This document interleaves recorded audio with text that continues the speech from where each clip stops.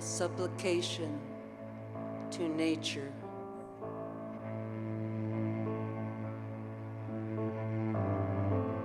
If we be blind, if we turn away from nature, garden of the soul, she will turn on us. In place of songbird, the shrill cry of the locust devouring the harvest, the terrible crackling of the blazing rainforest, the peatlands smoldering, the seas rising, cathedrals flooding, the Arctic shelf melting, the Siberian woods burning, the barrier reef bleached as the bones of forgotten saints.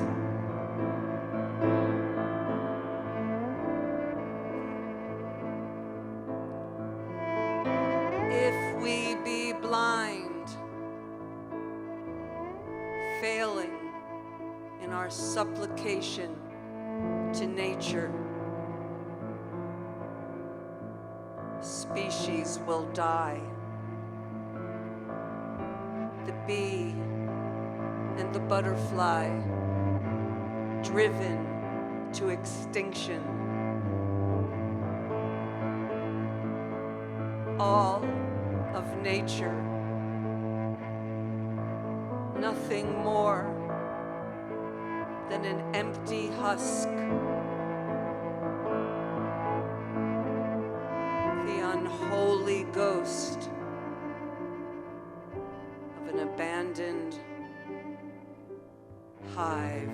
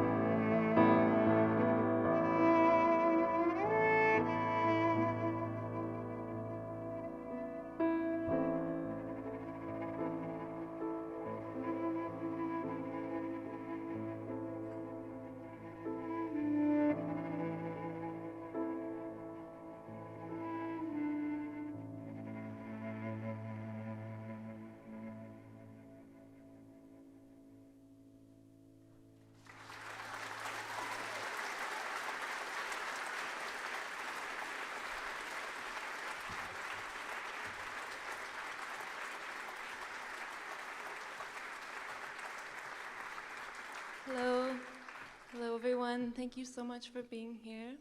I'm Jessie Paris-Smith. This is Rebecca Foon, and we are the co-founders of Pathway to Paris. And we are just so happy to be here during COP26 in your beautiful city, and that you're all here to join us for this momentous occasion, this very important and urgent moment in history.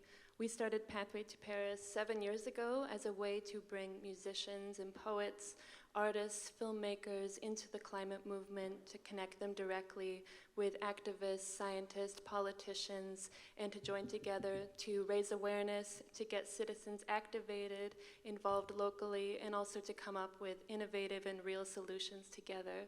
So the last 7 years have been an amazing journey of concerts and events and incredible collaborations and ideas, and we're very happy to be here during this important conference and to share some of that with you all. So thank you so much for being here with us.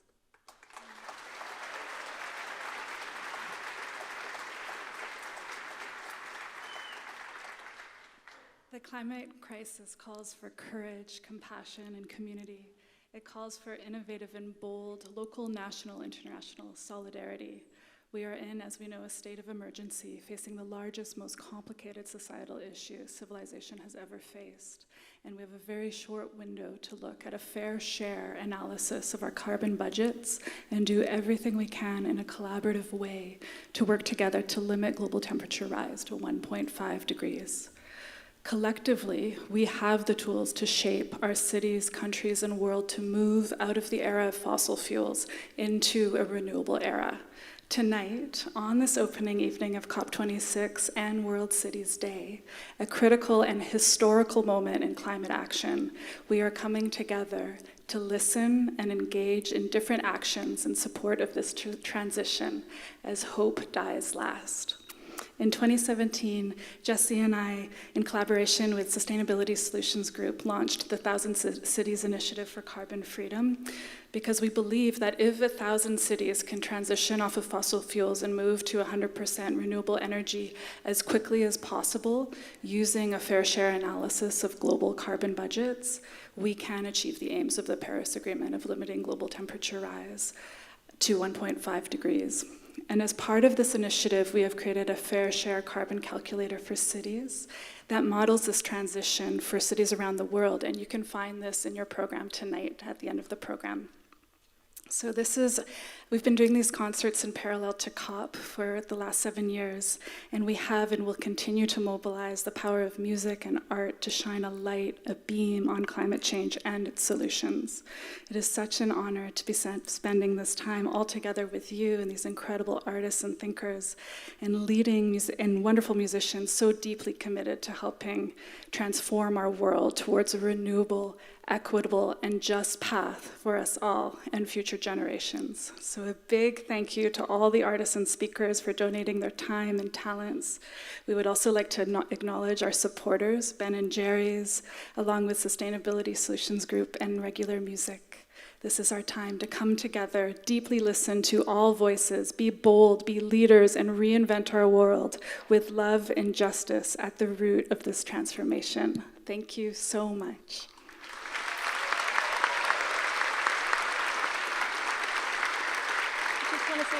Thank you so much. It's now my absolute honor to introduce the one and only David MacDonald, Deputy Leader of the Glasgow City Council. Thank you so much.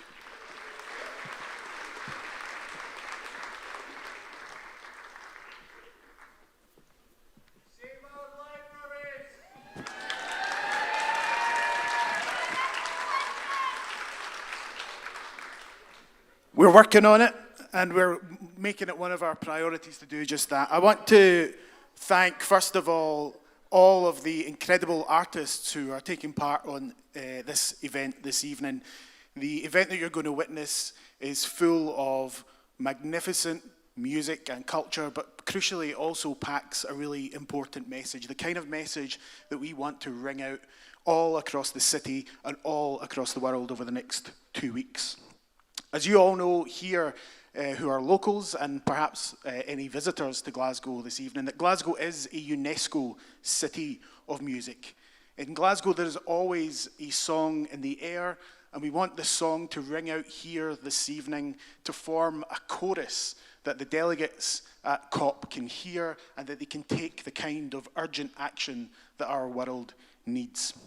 So I hope that you enjoy everything that you hear this evening and that you take the important messages away with you and that you can join that chorus and we can together as one city, as one country, as one planet make the kind of progress that we so urgently need to deliver on the climate justice, the social justice that the world and all of the human nature and the biodiversity and the wildlife of this planet needs. Ladies and gentlemen, thank you so much for being here, and let's make sure we give all of the artists you're going to hear this evening the loudest and the proudest of Glasgow welcomes. Thank you very much.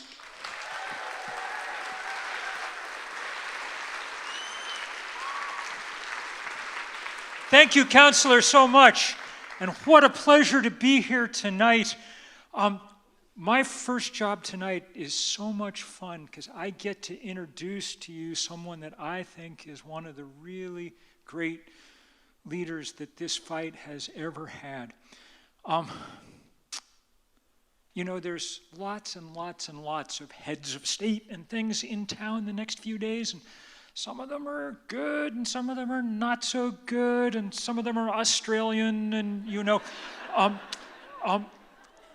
But there's almost none of them who are like us, who are movement people, who have been putting it on the line over and over and over again. The exception is the former president and current Speaker of the Parliament of the Maldives. Now, Mohammed Nasheed is, well, let me just say a couple of things. He was an activist for a very long time. His country, a beautiful island archipelago that spreads out 1,500 islands, 1,000 miles across the Indian Ocean. Incredibly beautiful place, but was locked in a dictatorship for a very long time, decades, until Mohammed Nasheed, having spent much time in jail, figured out how to lead the democratic uprising that they called him the Mandela of the Indian Ocean. And once he took power as president, he focused like a laser on the threat of climate change because, of course, the highest place in his country is just a few meters above sea level. When we were starting 350.org, the kind of first iteration of a global climate movement, we needed a few ways to get people to start paying attention. This was 10, 12, 14 years ago, before we had what we have now. And so the first person I called, almost, was President Nasheed, and asked him to help. Good activist. He taught his entire cabinet how to scuba dive. They held an underwater cabinet meeting on the coral reefs, the beautiful coral reefs of the Maldives, to send a message to the UN. And he has been at work like that ever since.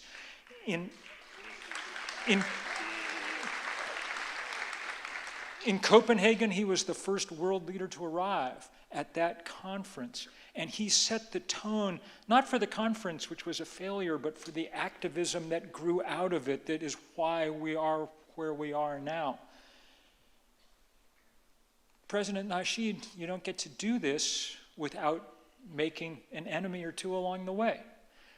President Nasheed survived an assassination attempt earlier this year. He was in surgery for 22 hours to deal with the effects of the bomb that went off as he was leaving his residence.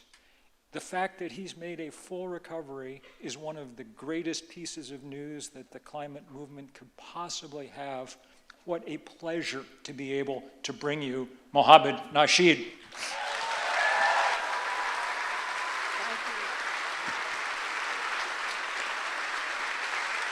Thank you. It's so lovely to be here in Glasgow. Thank you very much.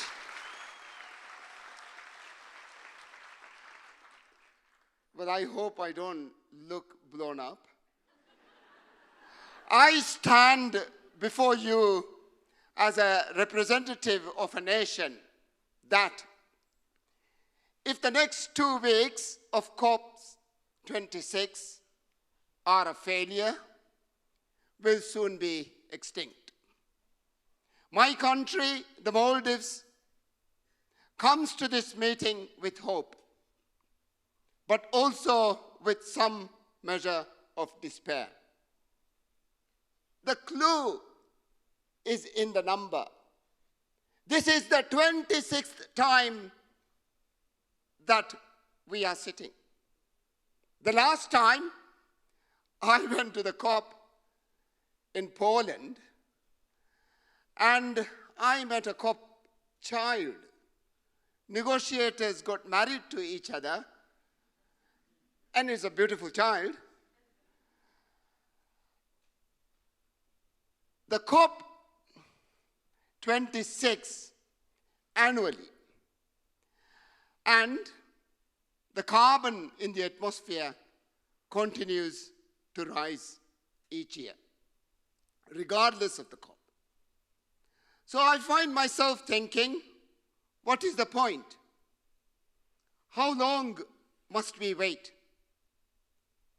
In this, I do not just represent my own constituency as a member of the parliament, neither as the speaker of our parliament or the former president of our country.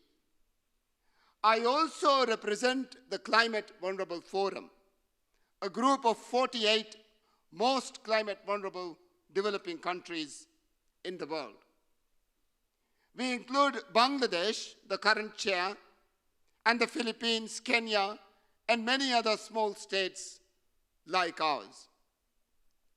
In total, we are 1.2 billion people, many of them among the poorest, who are in the front lines of the current climate emergency.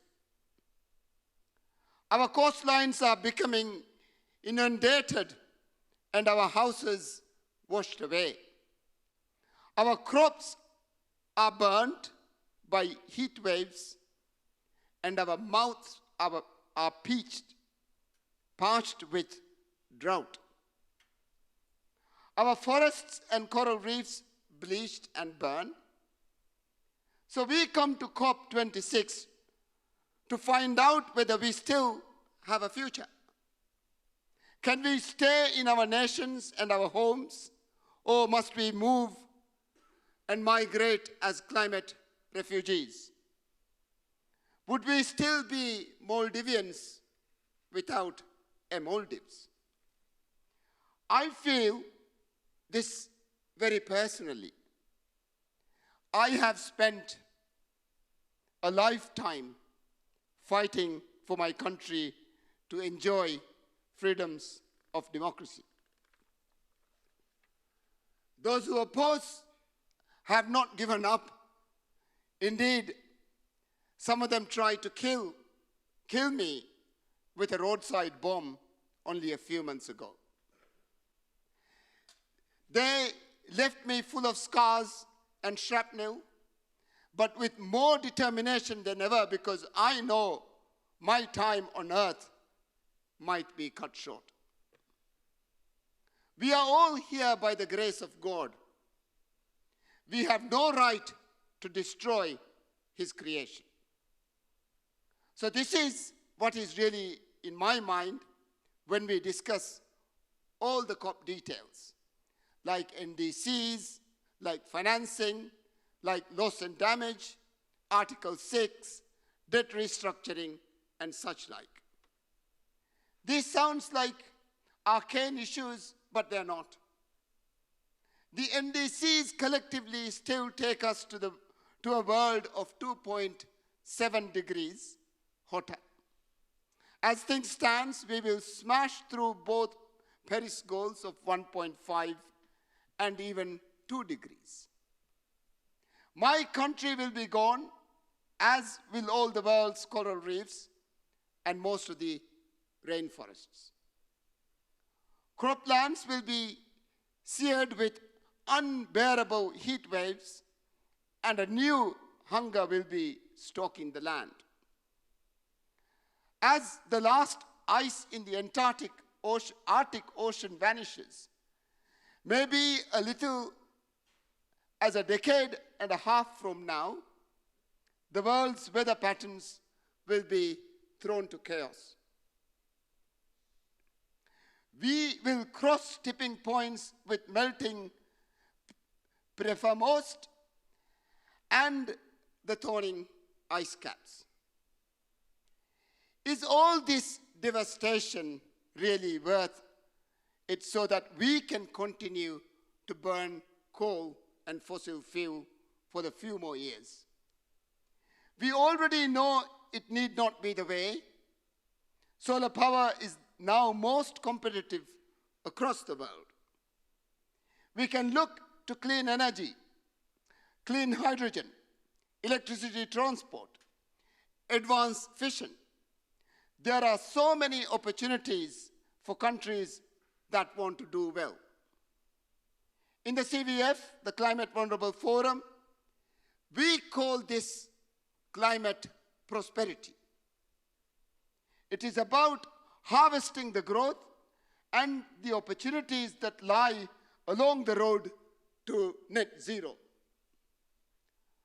Unlike the rich countries, we cannot ask our people to be more poorer. We cannot ask them to give up their life. We are already very poor. Our 1.2 billion members need a better livelihood. We are determined to do this in a carbon-free manner. We believe that it is possible for us to have a low-carbon development strategy, less extraction, more recycling, but with the same economic outcomes.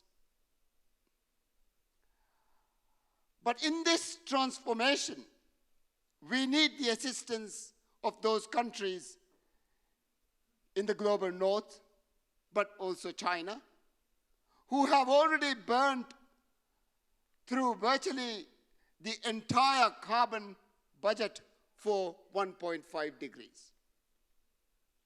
That is why the annual 100 billion is so important.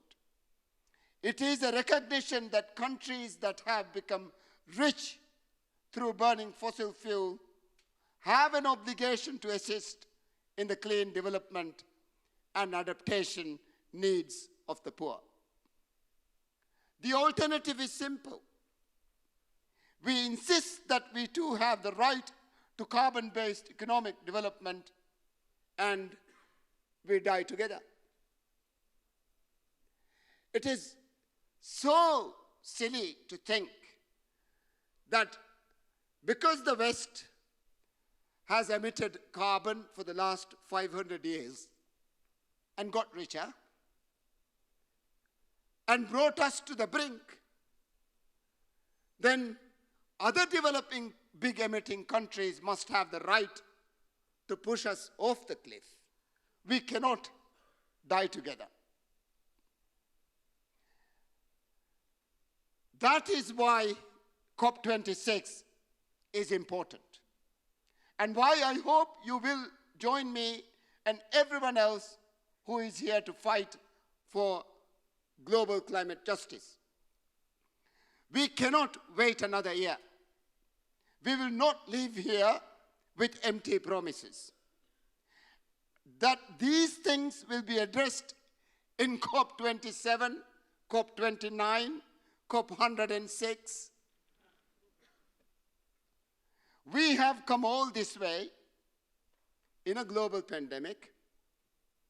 My doctors have just released me out of hospital because we want to do a deal. We want to sign up.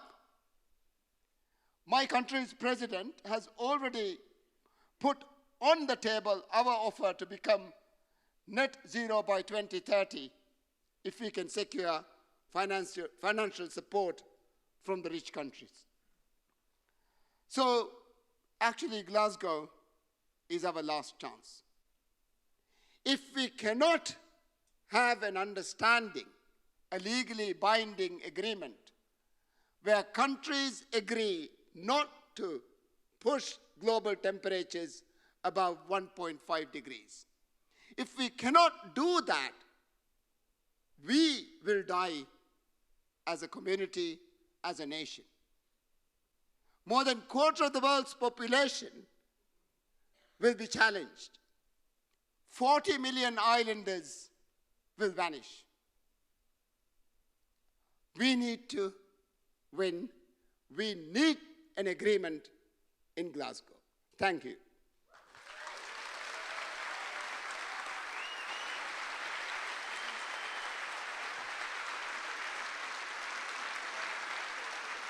Thank you.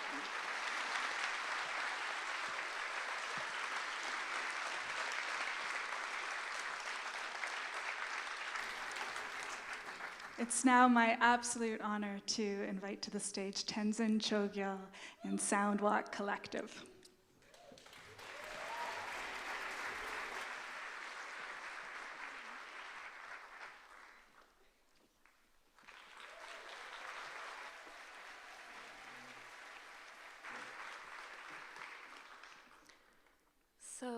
A few years ago, we did an event for the Global Climate Action Summit, and at Tenzin's request, His Holiness the Dalai Lama wrote a letter for us to read during the summit, which we shared with audiences and have shared all over.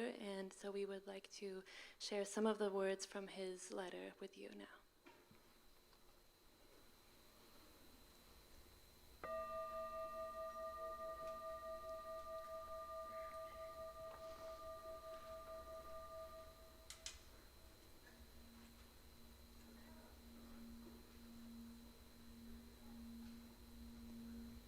When we see photographs of the Earth from space, we see no boundaries between us, just this one blue planet,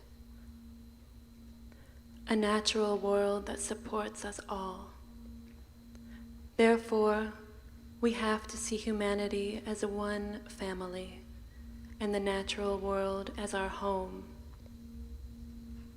It is not necessarily somewhere sacred or holy, but simply where we live. So it is in our interest to look after it. Today, we are interdependent as never before, and we need to consider how our actions and the way they affect the environment are likely to affect others. We human beings are the only species with the power to destroy the earth, but that also means we have the capacity to protect it. We must confront issues of climate change on an international level for the benefit of us all. Since this blue planet is our only home, it is our responsibility, the responsibility of each one of us, to do all we can to take care of our Mother Earth.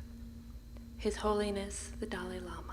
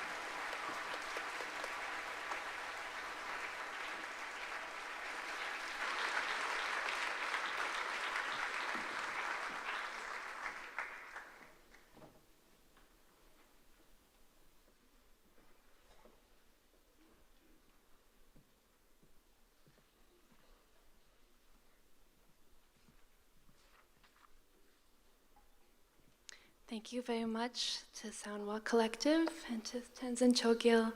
In your program, you'll be able to see when you get home more information about the footage that you'll have seen from them and the sounds that you're hearing and the work that they do. So I hope you look into that later. But for now, you guys are going to be active now. So one of your turns. Please come. One of the things that we like to do is to make our audiences active during our events and to not only share with them tools that they can bring back to their community, things that they can bring to their loved ones, but also to take actions together and to do things as a group to create community, togetherness, and just to remind us that it's about all of us. So one thing we're going to do now is in coordination with one of our partners, which is Little Sun. And Little Sun is a nonprofit organization working together to deliver affordable, clean energy and to inspire climate action. And so they have made these little solar lamps, and they're very small and they're very simple, but these help communities and places all over the world.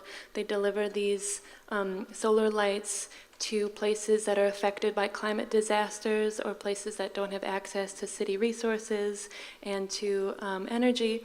So we like to do this thing during our concerts called the Little Sun Sunrise, which is a choreography we'll all do together. And then after the show, these lights are sent to a place in the world, and these lights are going to be sent to rural Africa after the show. And we've sent them before to Puerto Rico, Nepal, to other places in the world. So underneath your seat, you'll find this box. So everyone take a moment to find your box. And open your box, like this. And then you'll take out your light, your solar light. So the first thing we're going to learn how to do is turn it on. So there's a little button. Oh, look at that. Everybody learn how to turn your light on. Isn't this fun? See, it's fun, right? This is all about you right now. So everybody, I know it's very exciting. Does everyone have their lights?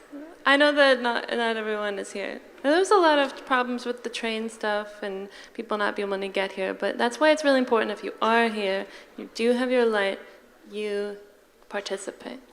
So everyone please participate. And don't worry about taking videos and photos. We're going to take tons of videos and photos and put them online and you can show everybody, but you don't want people to see you with your phone. You want people to see you with your light, so don't take your phones out right now. Okay, so everybody turn your light on. Everybody has it on. Lift it up so I can see that you have it on. Look how pretty that is, isn't it? Every time we do this, I want to cry my eyes out. It's so beautiful. Okay, so now we're going to do the Little Sun Sunrise, okay? It's going to have a series of actions that we're going to do. So these beautiful musicians are going to do the soundtrack for you guys, for our Little Sun Sunrise. So please, begin the music. Okay, so everyone turn your light off.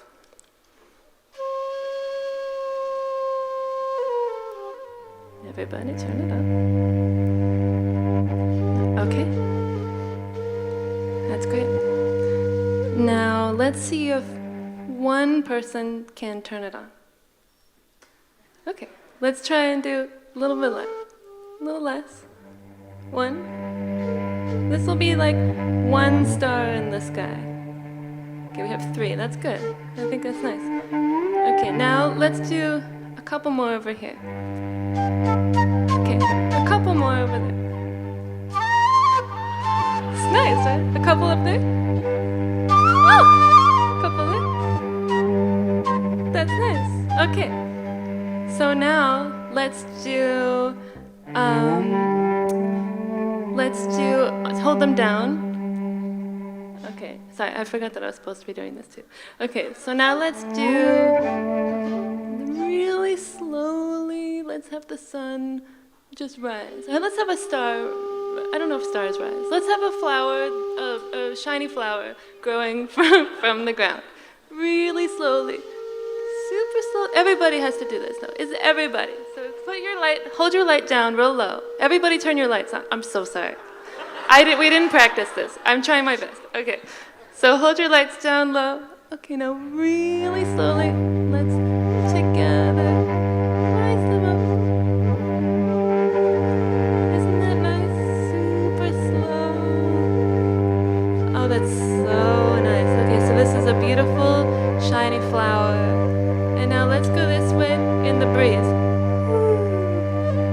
Oh, that's nice.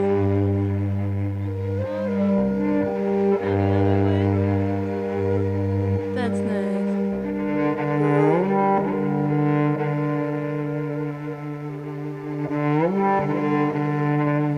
Okay, that's super beautiful. Oh, I love it. Oh, let's do it again. See, it's fun, right? This is our yoga for the day. Or exercise. This is my exercise for the day. This is nice.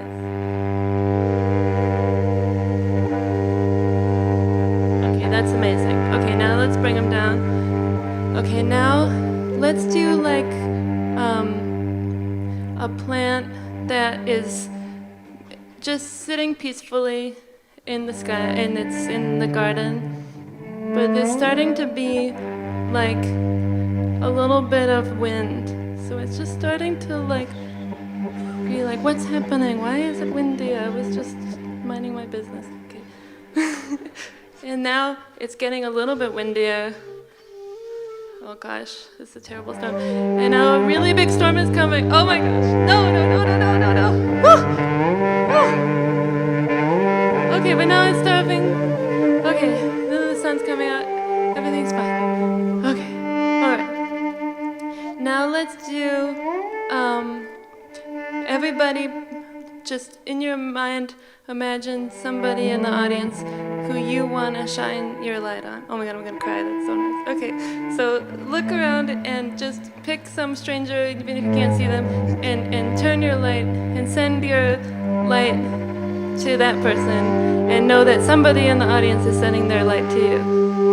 That's really nice, guys. That's really nice. Isn't that nice? Oh my gosh, that's so nice. Okay, now take your light and shine it on your own heart. And just know that, oh my God, this is so beautiful, I can't take it. And just know that you are an amazing person and you have so much love coming towards you, and you're a compassionate, powerful warrior of the climate movement. And now I want to see your face, so shine it on your own face. Oh, that's so amazing. I wish you could see this, it's really incredible. Okay, so now, I think that's good. Does anyone want to do anything else? Any ideas? Did I miss anything? I think it's good. Okay, maybe just one more time, we'll just do like this. And just everyone, just take a pledge that you're going to do everything you can, and that you're going to take care of yourself and each other, and also take a moment to know that these lights that you put all your good energy and your love and your humor and your power into are going to travel across the world to Africa and help a family and a person who doesn't have energy, and you are sending all your good vibes out to them, and just know how special that is. You guys are amazing. Thank you so much. Round of applause for yourselves. Yeah. Okay, so now we have to put them back in the box. So say goodbye, thank you light, you've been amazing, you're the best. And then put it back in your box. And you can also go to littlesun.org if you want to learn more about what they do and if you want to buy any of these lights. But this one we have to send to Africa because they donated these to us, and we're going to ship these to Africa. So you can leave them under your chair at the end of the night, and if you forget or something happens, there's a collection bin outside. But thank you for everything that you guys just did. That was really fun. Thank you.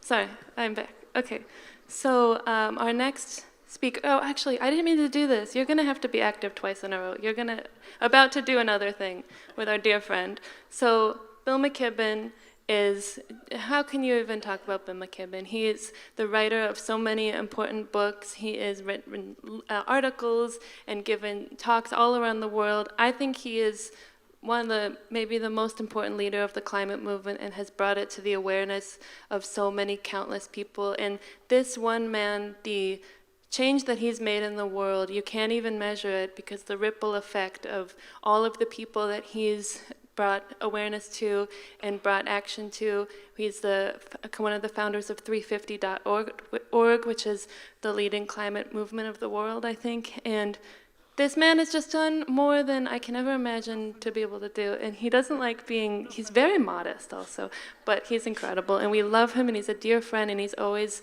been a huge supporter of these events and gotten people to be super active in their communities. And he's gonna help you do that right now. So without further ado, the very wonderful and our dear friend, Bill McKibben.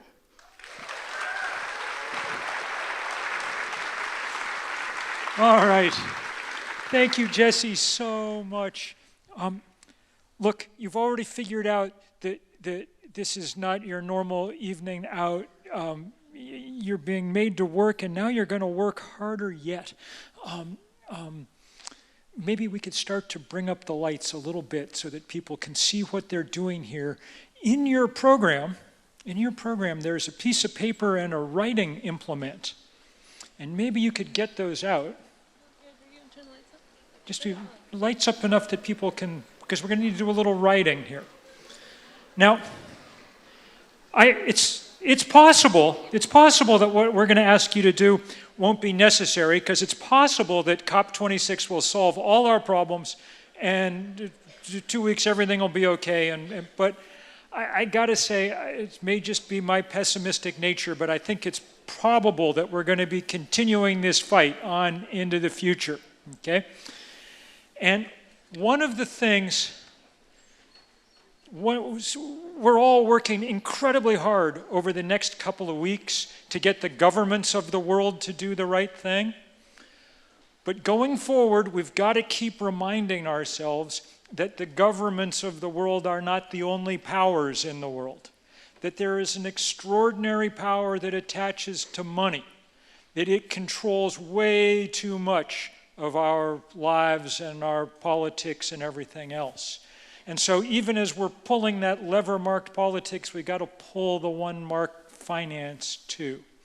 And that's what we're going to be doing tonight. We're going to write a letter. And we're going to write a letter to a guy named Jamie Dimon. Okay? He's the CEO of Chase Bank. You guys don't have Chase Bank over here so much, but you do. Chase Bank is the largest bank in the world. Okay? J.P. Morgan Chase. And not only is it the largest bank in the world, it is the largest lender to the fossil fuel industry in the world. They've lent $1/3 trillion to the fossil fuel industry since the Paris Climate Accords were signed. They did not need Donald Trump to sabotage them. They were happy to do it themselves. Okay? That's why people have been beginning to mount powerful campaigns to try to get them and other banks and asset managers and insurance companies to do the right thing. It's going to take a little while to get these campaigns to the point where we win, but it is entirely possible. So I'm going to have you, what we're going to have you do today is write just the shortest of notes. And you can address it to Jamie or Mr. Dimon, D-I-M-O-N, or you probably could think of some other salutations, but we're trying to be nice here in this exercise. And just ask him in whatever way seems appropriate to you, with whatever illustration seems appropriate to you, ask him to do the thing that we need the world's banks to do, which is to stop, S-T-O-P, lending any money to the fossil fuel industry. Not to tell us what they're going to do in 2050, not to rattle on about net zero or whatever, to stop lending money to coal and oil and gas. 2 sentences is fine. And as you're writing those sentences, and I don't want to interrupt you, because I look around the room and I see that there's a few people young enough that you might never have written a letter. So you should look at some of the old ones like me and just, figure out how it all works. I'm just going to say that these kind of exercises matter. We did this exact same thing at Carnegie Hall in New York City 3 or 4 years ago. And that crowd, same size as this, all wrote letters to the comptroller of the city of New York, asking him to divest their pension funds. And 2 months later, he held a press conference and divested their $250 billion pension fund. That's a big part of the $40 trillion in funds and endowments and portfolios that have now divested from fossil fuel, the biggest anti-corporate campaign of its kind in history. And now it moves on to take on the banks, to take on the center of capital in this planet. So write just a sentence or two, but do it with good heart. do it confident that we will be able to build the groundswell we need in short order to bring these people where we need them to be. I'm just going to be quiet here for a minute. Total awkward silence for a minute and a half while you write. And then your labors will be over for the evening, and you'll just be able to sit back and enjoy all that comes after. But I'm going to do it on my watch, and we'll make sure 90 seconds should be enough to get a couple of sentences out. And then when you leave, we're going to collect them in a box out by the door as you leave, okay? All right, go to work.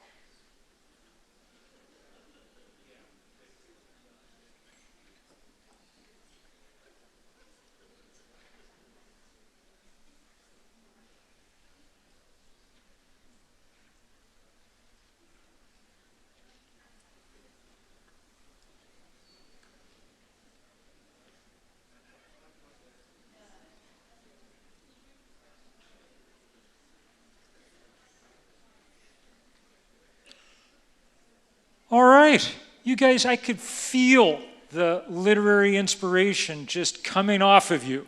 It was as bright as the lights you were waving a minute ago. You've done good.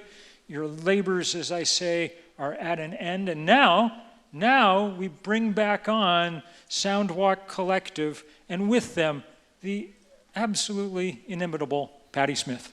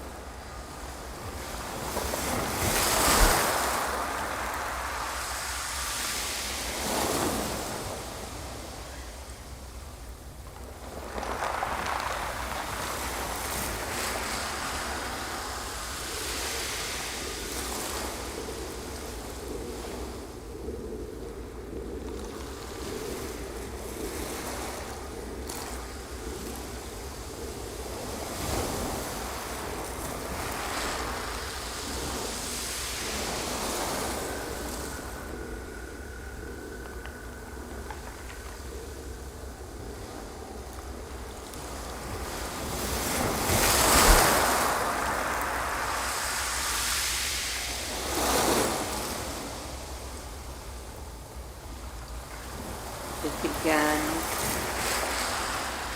on the third day, and God gathered the waters together, and he called it the sea, and it was good.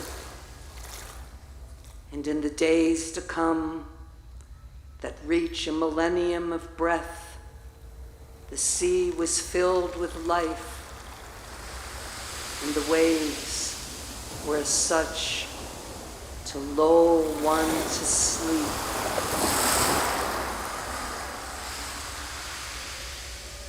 And the waves were there to be conquered by the great navigators who saw that the earth was round and the world was theirs to tend, to protect.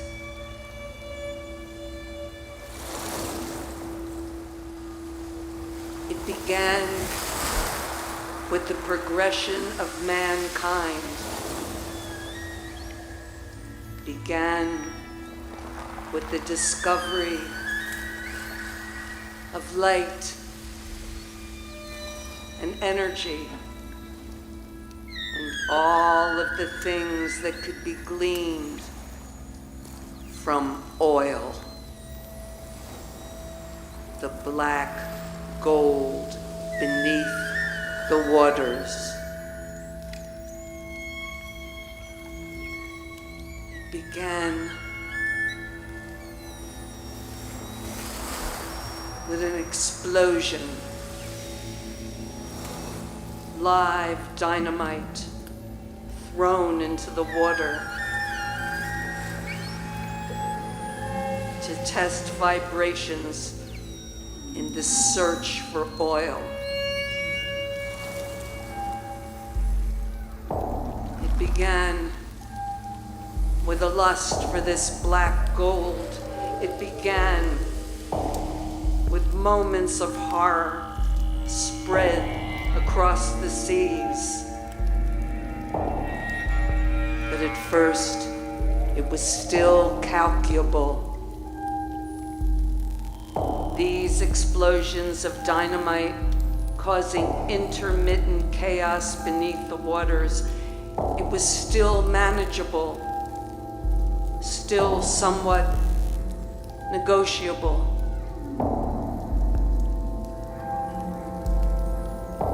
It began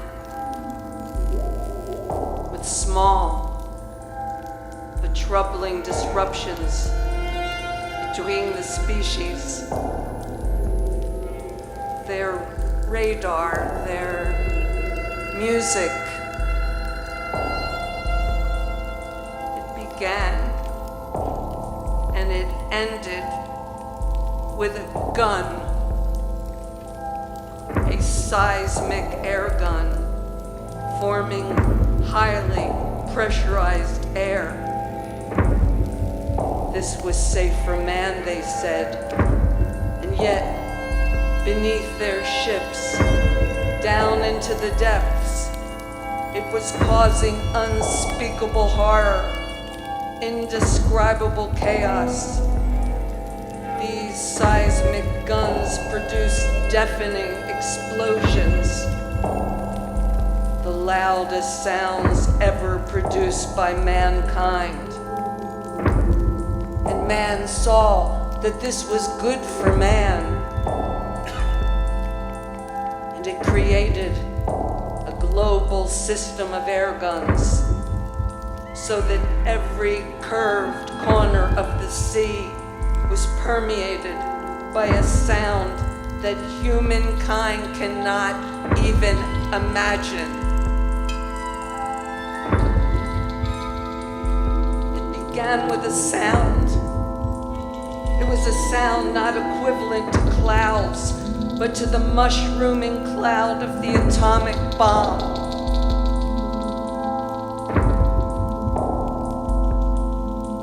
And the whales wailed, and the dolphins, so confused their smiling faces wept. Tears that could not be felt or seen. Tears that dissolved in the sea in which they swam.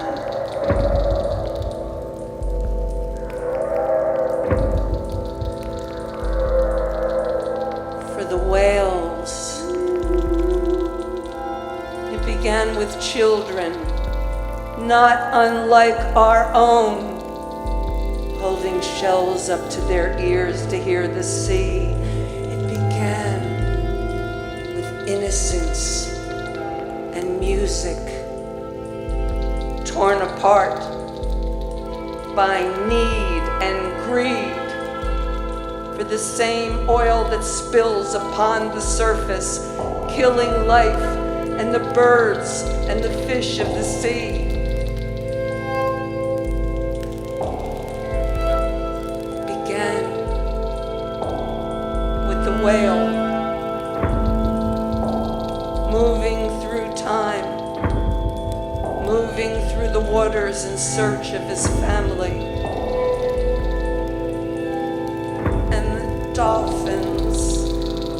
The dolphins felt their entire beings hemorrhaging,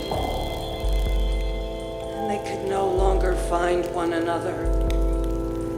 And they beached themselves, trying to escape the terrible sound that had permeated their world.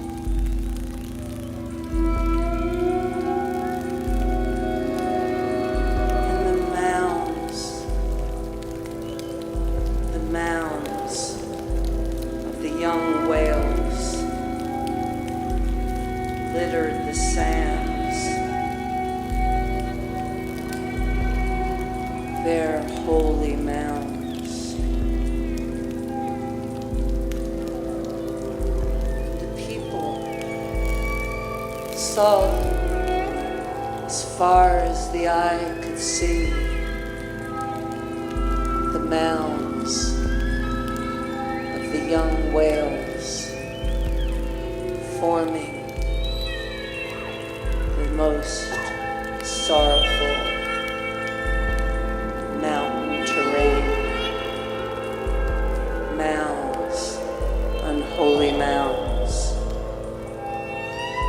And the people wept, not knowing what they had done, not knowing what they had done. It began with hearing the music of a mother and a father. Began with finding a mate and one child, and then another. It began with a life. It began and ended with a gun.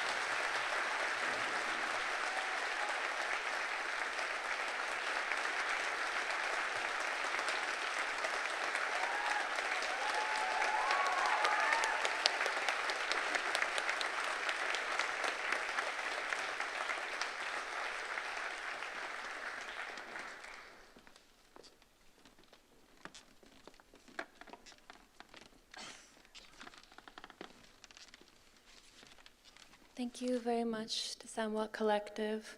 I really do encourage you to look in your program later or tomorrow and read more about those field recordings, because those are all real field recordings, and those words that she was reading about what's happening every single day at the bottom of the ocean. It's unbelievable, the things that are going on that we don't even know about.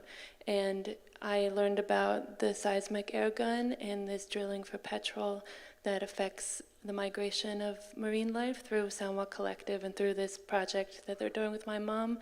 And it's just an example of how music and art make us aware of things that we didn't know about that are happening every single day. So please, oh, and also the footage. This is all real footage that was given and real field recordings that were collected. So please look into that more and tell people about it. Thank you.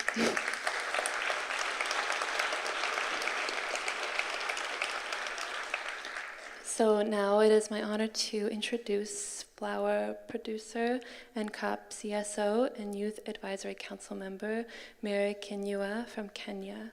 Mary is representing 1.8 million fair trade farmers and workers, so please give a warm welcome to Mary.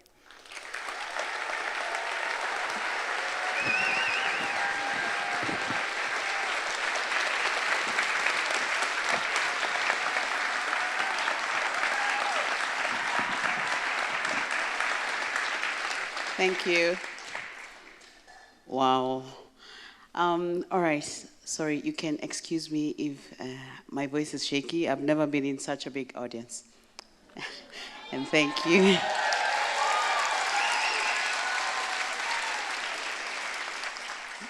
I am a fair trade farmer, and I'm really glad to hear that Scotland is actually a fair trade nation, and that Glasgow is actually a fair trade town. So thank you, Glasgow, and thank you, Scotland. I have the honor to represent 1.8 million trade farmers and workers around the world. These are the people amongst those on the harsh and deeply unjust front line of the climate crisis. It is the fair trade farmers who are not only on the front line of the climate emergency, but they're also trapped in unfair trading systems. That and a lack of transformative action will now drive us into further crisis, especially if we decide to have another COP26 with empty promises. Since the last COP summit, a lot of promises were made, but there was simply no climate action that has happened. In the South, we see this as white papers, nothing really happening. The eyes of the world are now on Glasgow, and now we wait to see a little bit much more clearer action, and of course, a much more ambitious targeting to get into zero.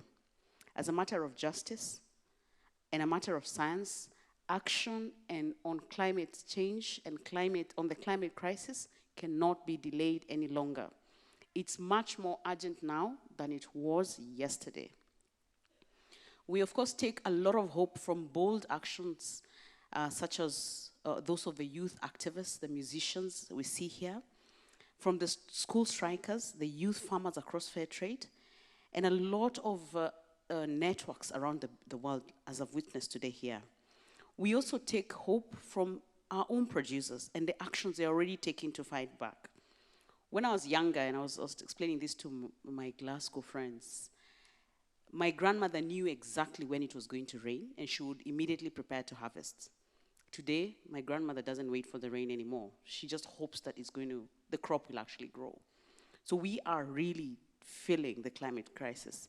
And for us, it is a crisis in our own livelihoods. We ask everyone to come along in doing right. And this actually means helping farmers and workers with the cost of switching to low carbon production and transport. And this is only if you're ready to pay for sustainable production. What you ask of the farmers, what you ask of the producers, you should only be able to pay for it. We cannot expect, and it's not fair, to expect that producers absorb the cost of a much more sustainable method of farming whereas they are not even able to afford a living income or a living wage because you pay for your bananas a little too low a price.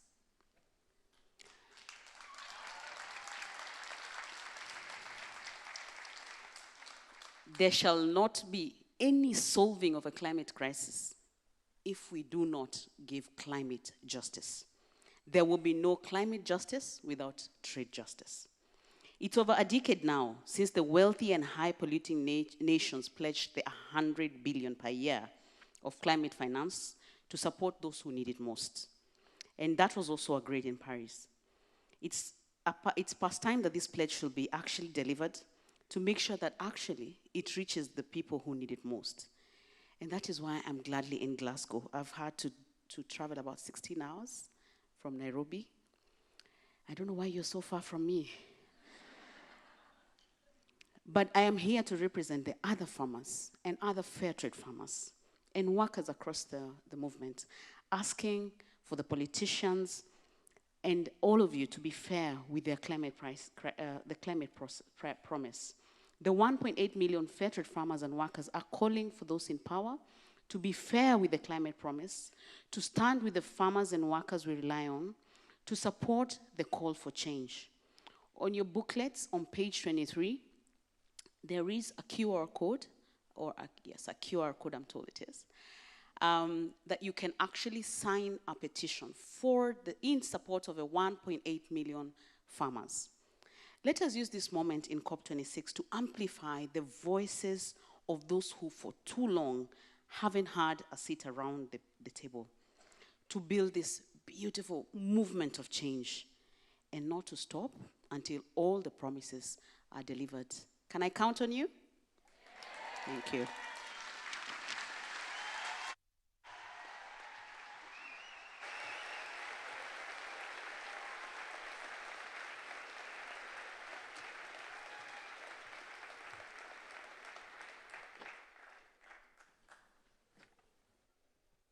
Thank you so very much. Okay, so our next performer is a very dear friend of ours and a regular performer and contributor to all of our events. He's also a board member of Pathway to Paris and a dear old friend and collaborator of us all. And he is from Tibet, but he lives in Australia, so he came a long way to be with us. And he is an incredible singer, musician, and a very important activist for the Tibetan people and also for climate action. And we're very, very happy that he could be here with us today. So I'd love to introduce to the stage, once again, Tenzin Choegyal.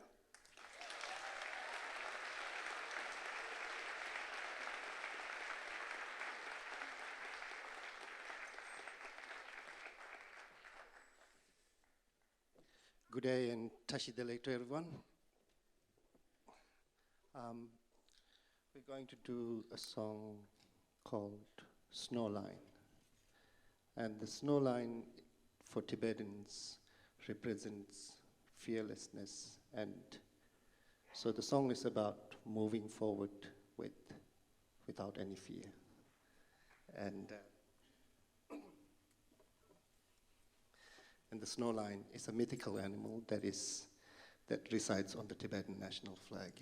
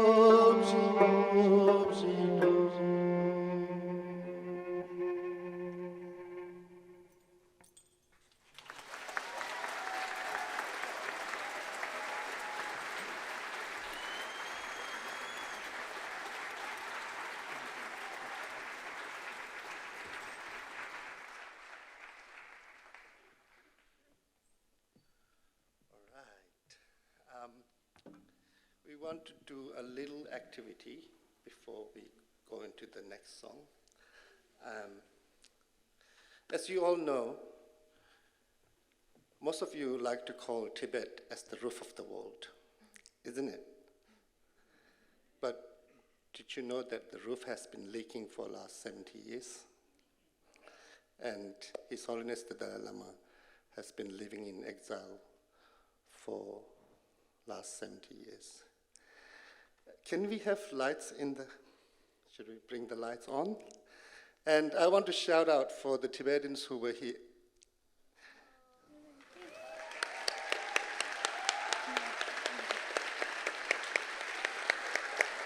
And Can we have the audience, all the lights on in the audience, please?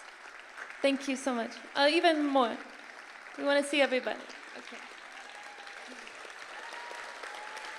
and all the power to all the volunteers and the activists on the grassroots levels. They actually keep things alive. And I want to shout out to International Tibet Network, International Campaign for Tibet, Students for Free Tibet, and Tibet Policy. Thanks for being here. They'll be around. They're doing some panels, so please join them. And now we would like to represent Tibet by doing a little symbol all together. If you can all rise up. Yeah? Yeah. Tell them to think of Mount Everest. Yeah. Become Mount Everest. And if you can become Mount Everest, that'll be awesome. So be the mountain, okay? All right, without any position or Do we change. have a cameraman on stage? Where's our cameraman? Okay, so if you can, and please make sure that, let's take a pledge that we will not let the roof of the world leak.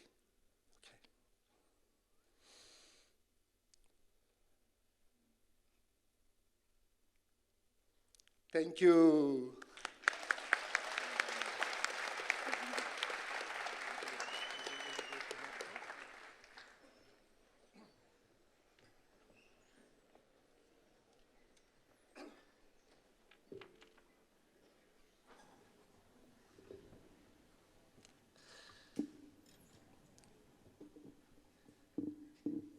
So this next piece is called the Elemental Prayer, and it's a piece that we love playing with Jesse.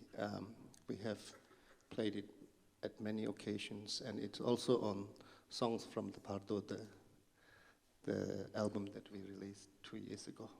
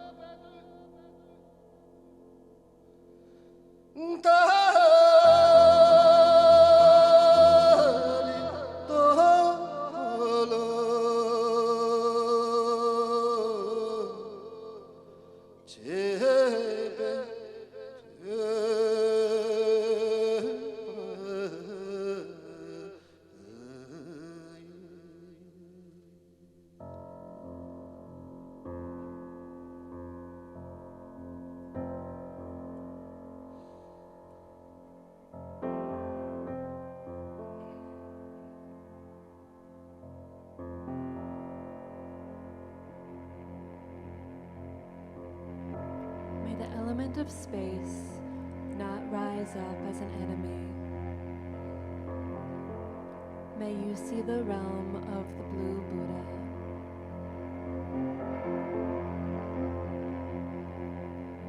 May the element of water not rise up as an enemy. May you see the realm of the white Buddha.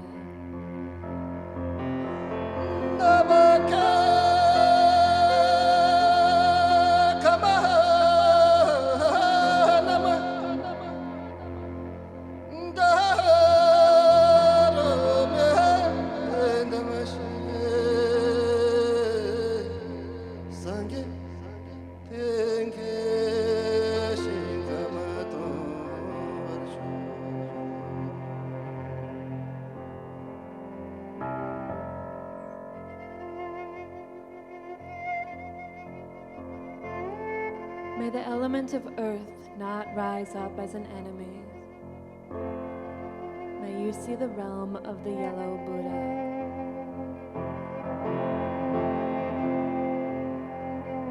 May the element of fire not rise up as an enemy. May you see the realm of the red Buddha.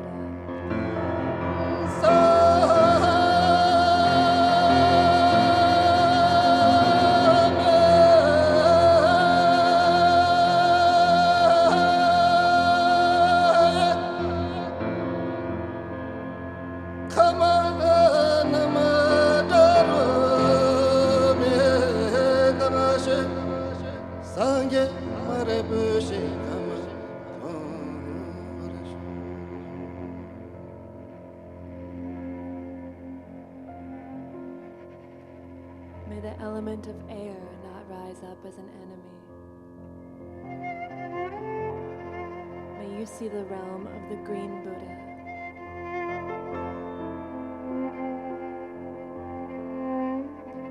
May the rainbow of the elements not rise up as enemies.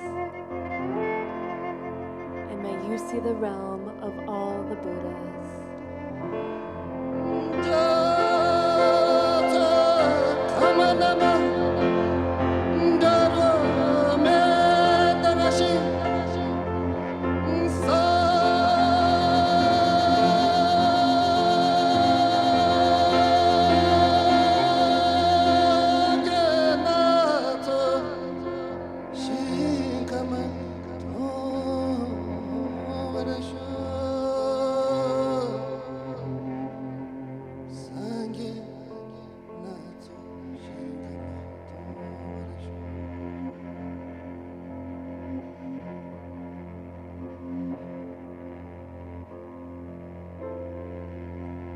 May you know all the sounds as your own sound.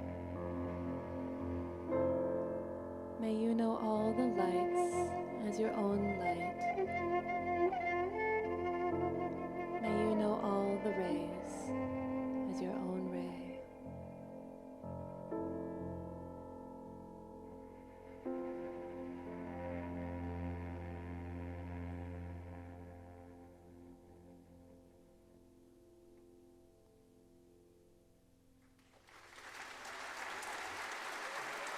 Thank you, Tenzin. Thank you.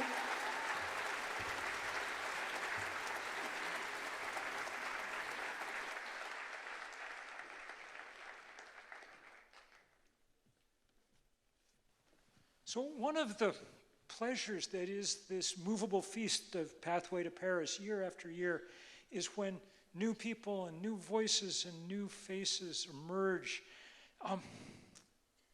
Look, everybody knows at this point that the climate movement's being driven by young people and by frontline communities. That's where the energy and the juice and the action is coming from over and over and over again, and it is beautiful to see. And one of the single best examples of that is Vanessa Nakate. Vanessa was born 25 years ago in Kampala and studied business. But she took note of the crisis that is upon us, a crisis that is, let us remember, Far worse in the parts of the world where there aren't so many cameras chronicling it all the time. The iron law of global warming is the less you did to cause it, the sooner and the harder you get hit. And so she began organizing young people across the continent of Africa and has done a truly remarkable job of doing it. So remarkable that when I was coming through the airport on the way here, I stopped at the newsstand, and there on the cover of Time magazine was Vanessa Nakate. Incredibly powerful to see. Her new book is officially published on Tuesday, but you can already get a copy of it, and I highly recommend it. It is really something. It's called A Bigger Picture, which is, for reasons she may explain, a truly great title, but it is such a pleasure to bring to you one of the people who is changing the world and changing it fast, Vanessa Nakate.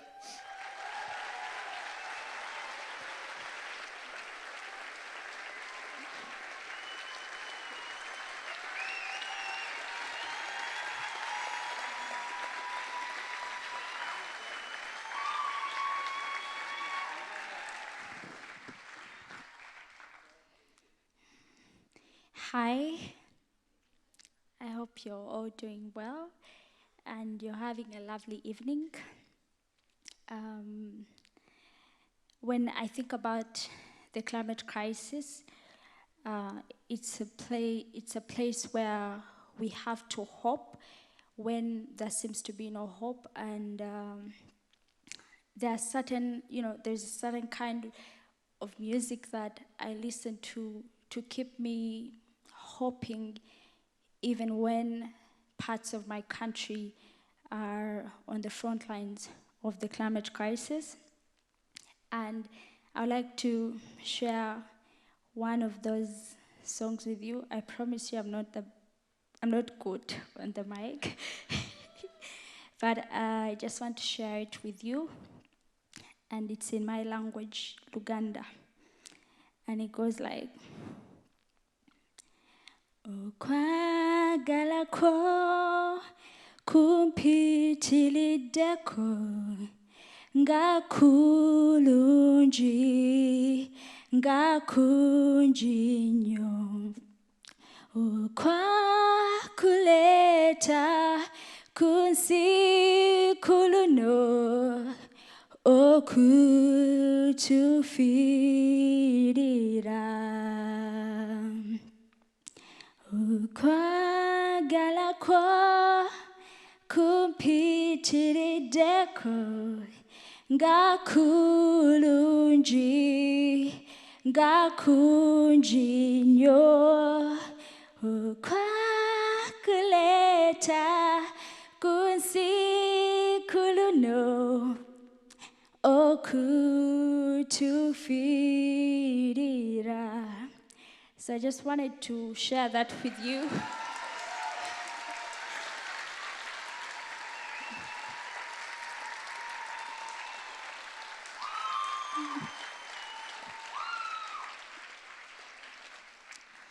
Thank you so much. So my name is Vanessa Nakate. I live in Kampala, Uganda, a country that has one of the fastest changing climates in the world. In the past few years, I have seen more and more how the climate crisis is affecting the African continent, which is ironic given that Africa is the lowest emitter of CO2 emissions of all continents except for Antarctica. And yet Africans are already suffering some of the most brutal impacts fueled by the climate crisis. Rapidly intensifying hurricanes, devastating floods, and withering droughts.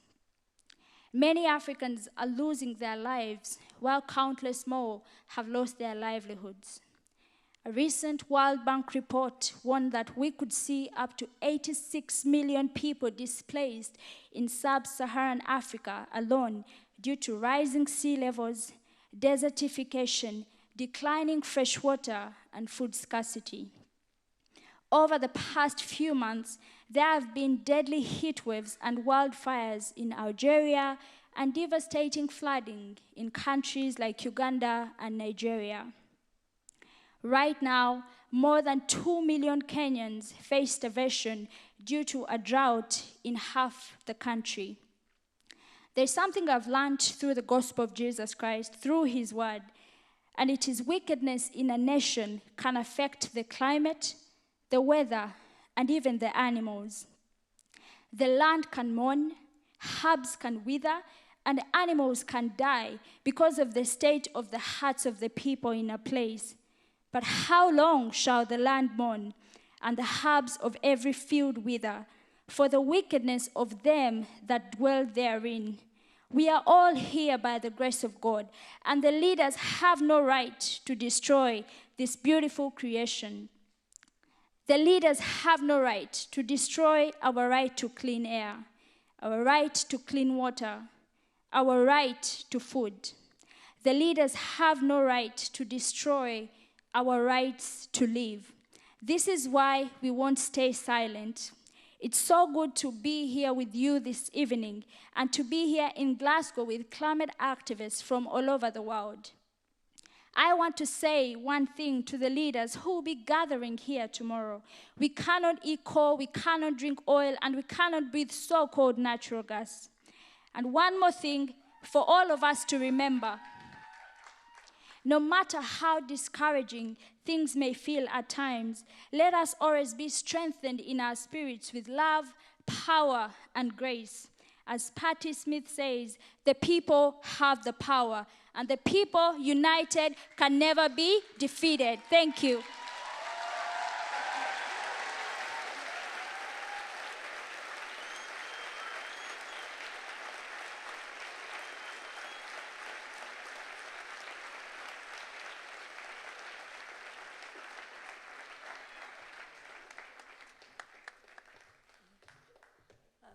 Thank you, Vanessa. I was very moved to be mentioned by her, such an inspirational person. Thank you so much, Vanessa. It's my pleasure to introduce a band, a small band, which I like very much. Actually, it was a big surprise. They have a song that I really love, and Jesse somehow found them and brought them here, and they are Scotland's own. They will do one song and then return. So I give you King Creosote.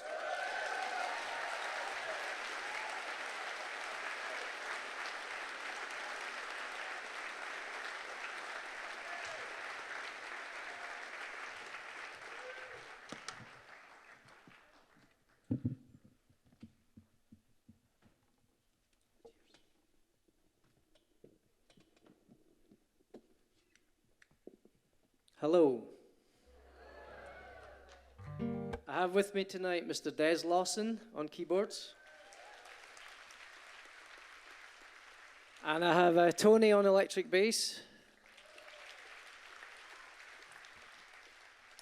And this is a song called Circle My Demise. It's a sort of a promise to do better.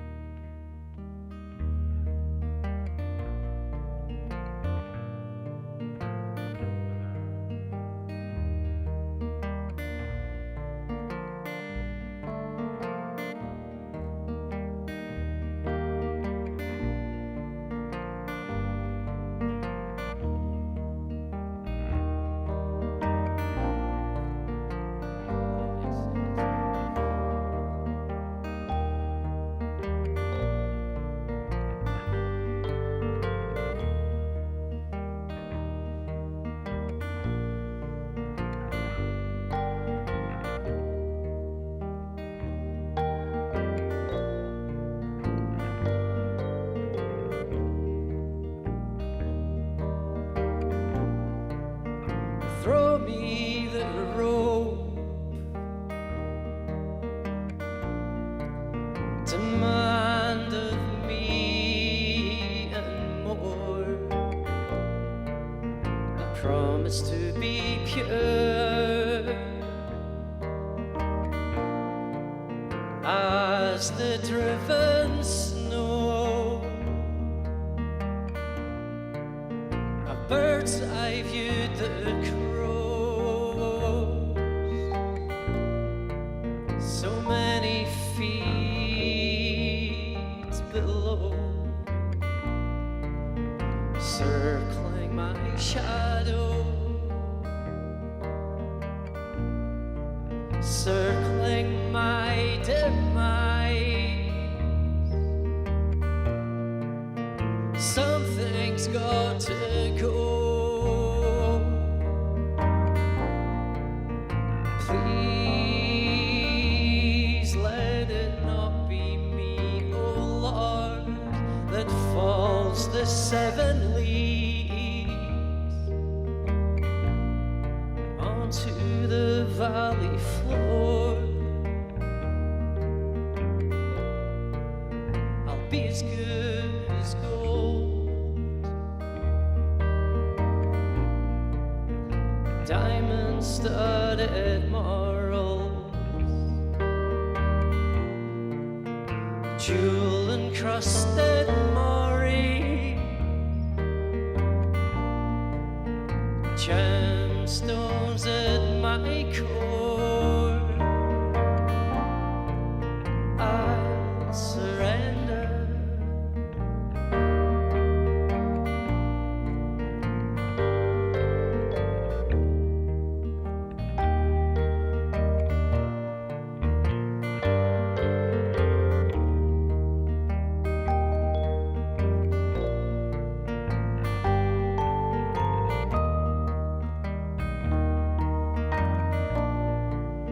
Something's got to go.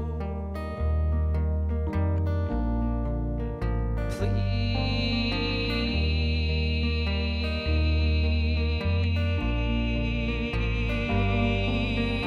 let it not be me, oh Lord, that falls the 7 leaves onto the valley floor. I'll be as good as gold,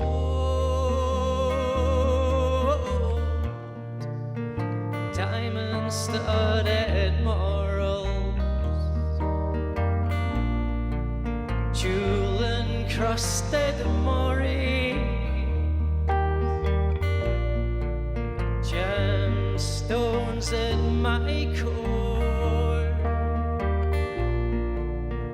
I'll surrender.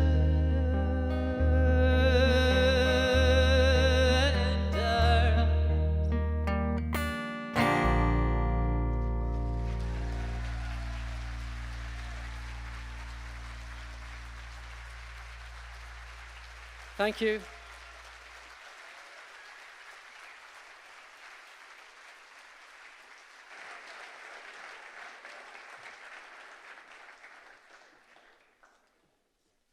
Shall be back. We're getting close to the end here, and so I just wanted to make one more point as we're introducing people.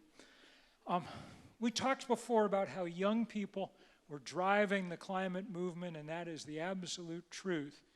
But it is not okay for the rest of us to put the burden of dealing with the biggest problem that humans have ever faced on a bunch of high school students. Not okay.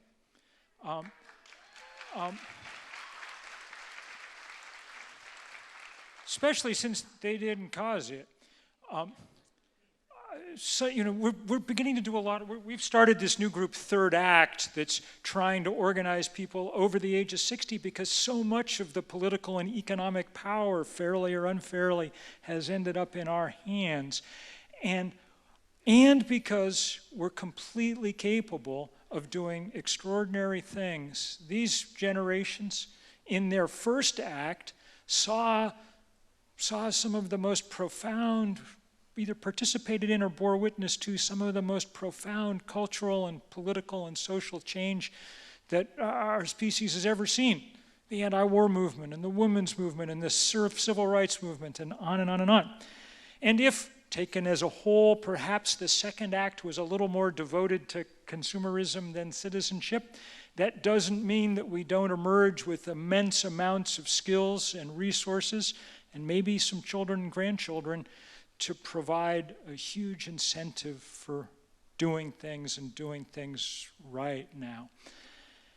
And we can still, some of us anyway, rock like crazy. So we're bringing out now at the end of the night, first Jessie Paris Smith, who is not old, but she is an old soul, and she and Becky Foon have put together this incredible evening and so many others like it. They are the impresarios of the climate movement. And Tony Shanahan, who you saw a minute ago, on bass, who has been making music for a very, very long time himself, and Patti Smith. I want to say just that her art obviously illuminates, but so does her presence. She has been there for decade after decade after decade.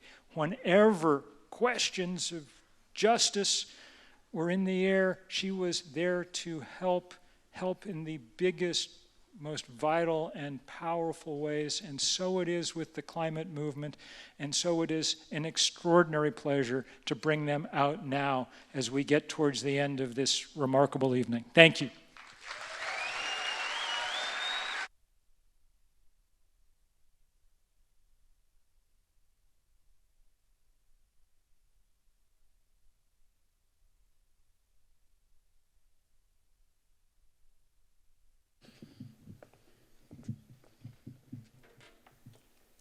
Thank you, Bill. I guess since I'll be 75 in December, I qualify for the over 60 group.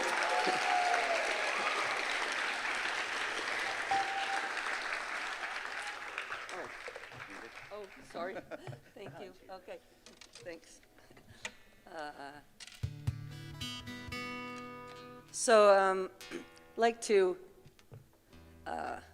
all of us as citizens have not only the right, but the responsibility toward even the smallest amount of activism. And it's a hard road. Our activists have to be ready to lose and lose and lose and be knocked down and to stand up and keep fighting. And so I salute all of you. I know we have many great activists among us in the audience, each one each one a lily, each one an inspiration. And it's a life of strife. I hope your hiccups get better.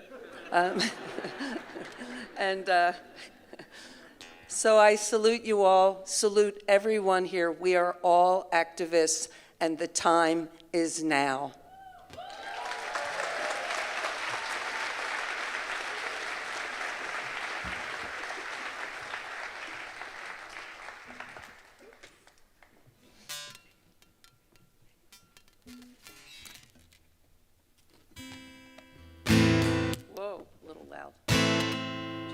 Bring my guitar down, even though I'm a great guitar player, I don't need to hear.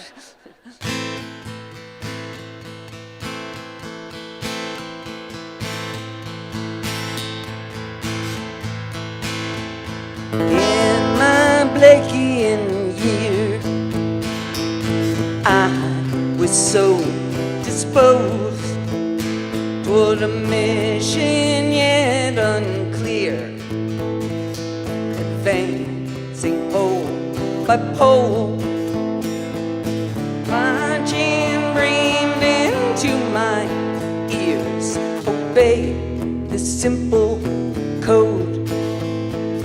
When road was paved in gold, when road was just a road. In my Blakeian year, such a woeful schism, the pain in our existence was now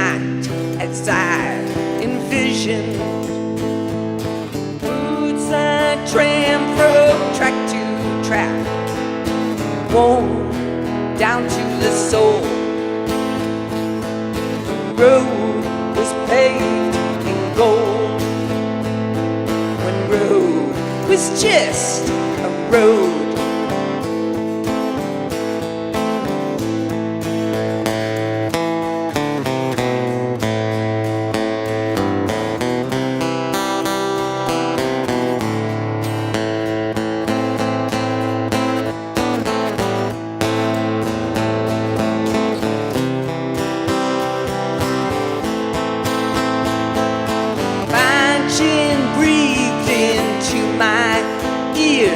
Obey the simple code.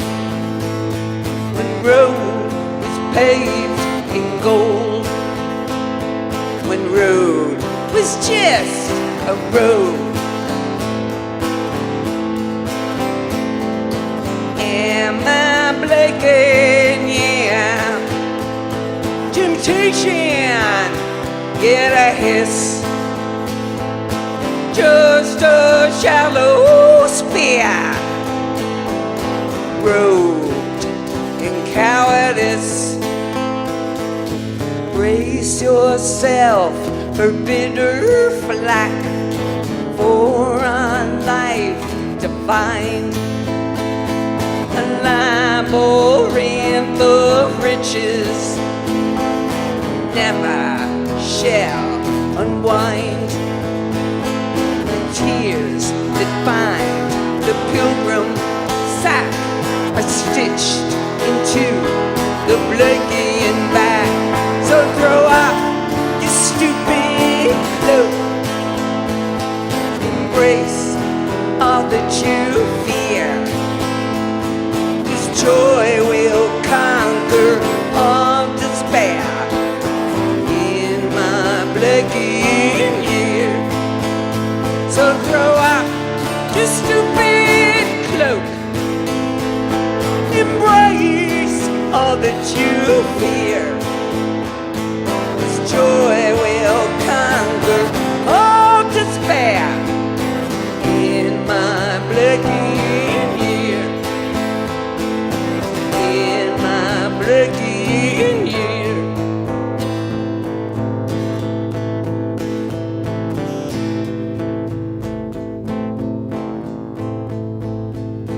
Mercy hath a human heart, pity a human face, and love the human form divine, and peace the human dress. Oh, mercy, a pity, a peace and love, we pray for in our distress. But mercy shall embrace, mercy shall embrace, is the mercy.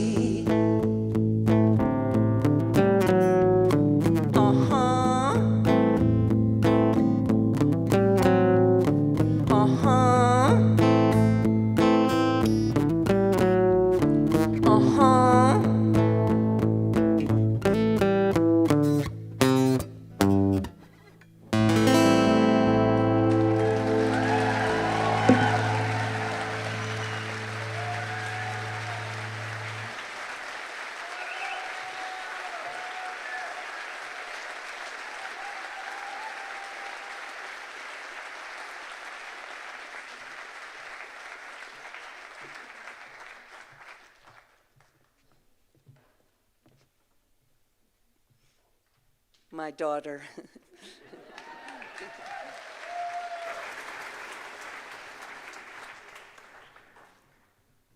In the beginning of the program, I read a poem with Jesse and Becky. I know it was quite dark, but as Vanessa reminded us, we must always, hold the torch of hope within us. And this is my little wish, or my vision for a new time.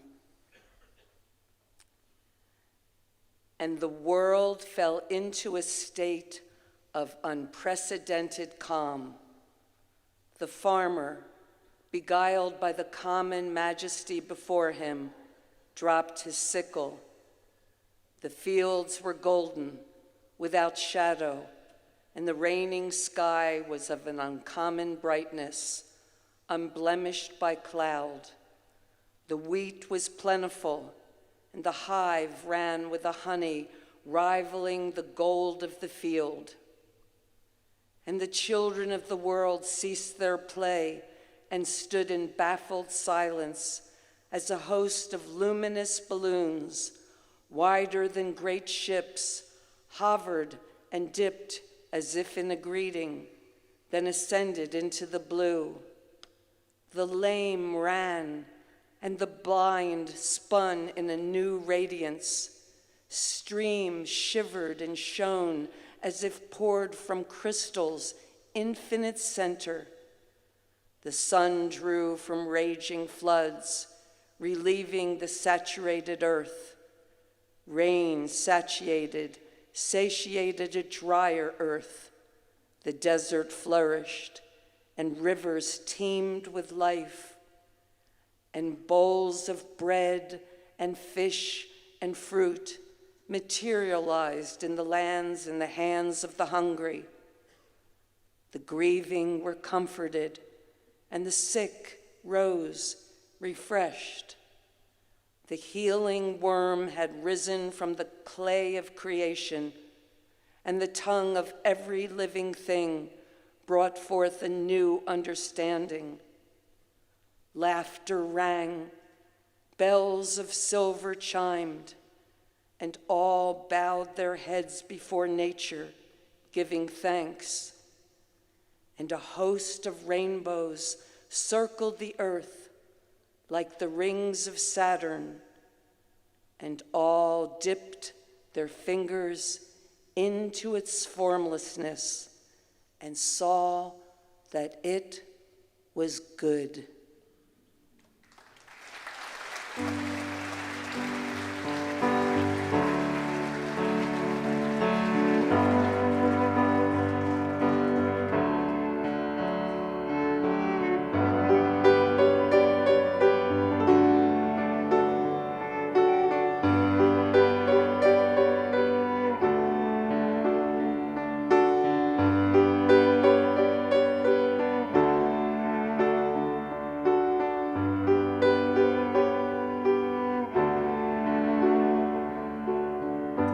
Yesterday I saw you standing there with your hands against the pane,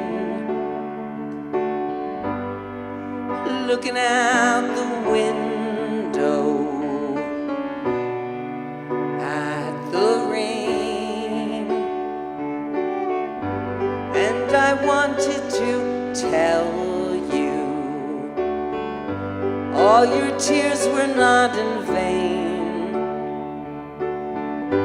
but I guess we both knew we'd never be the same. We'd never be the same. Why must we hide all these feelings inside? Lions and lambs shall abide.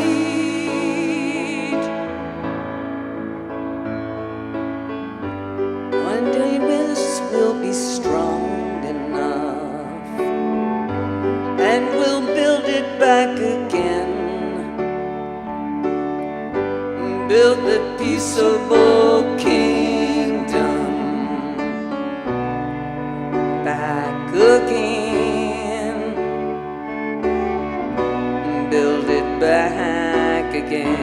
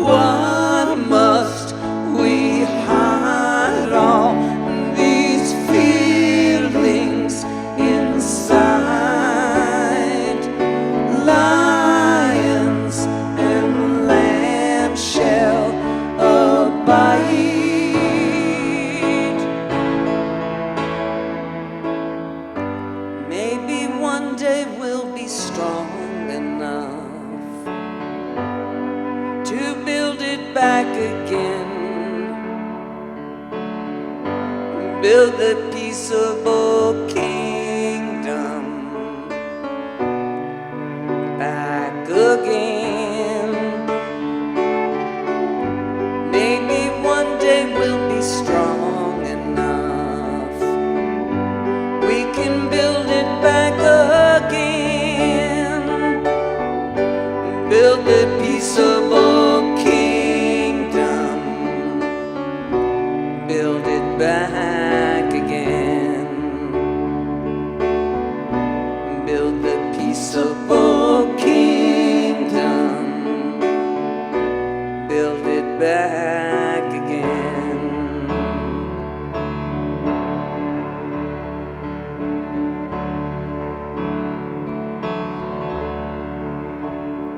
I was dreaming, in my dreaming, of an aspect bright and fair, and my sleeping, it was broken, but my dream, it lingered near. In the farm of shining valleys, where the pure air rarefied, and my senses newly opened, 'cause I awakened to the cry that the people have the power to redeem the work of fools upon the meek. The graces shower, it's decreed, the people rule.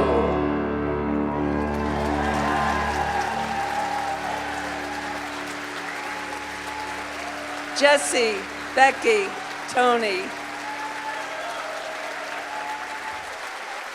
Thank you, everybody. I want to bring back King Creosote.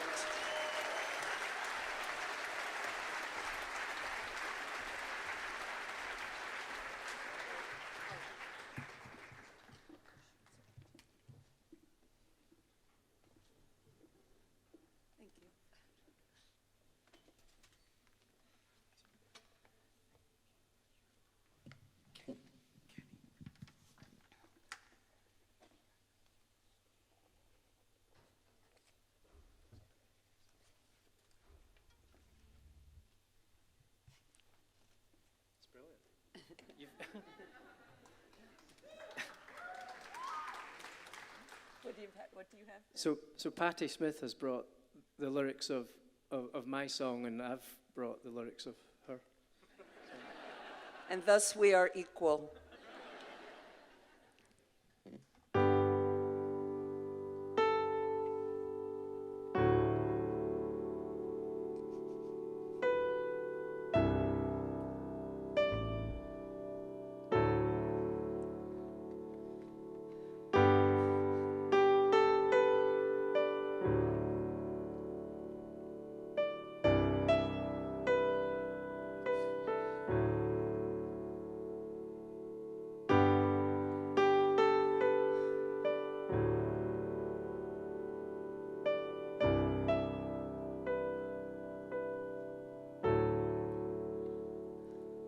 Injustice on its knees underground, the clawed out tonnage to our detriment, and these clarity surrounds the combined earnings of our tenements won't stretch to many rounds, and yet we're striving to be counted.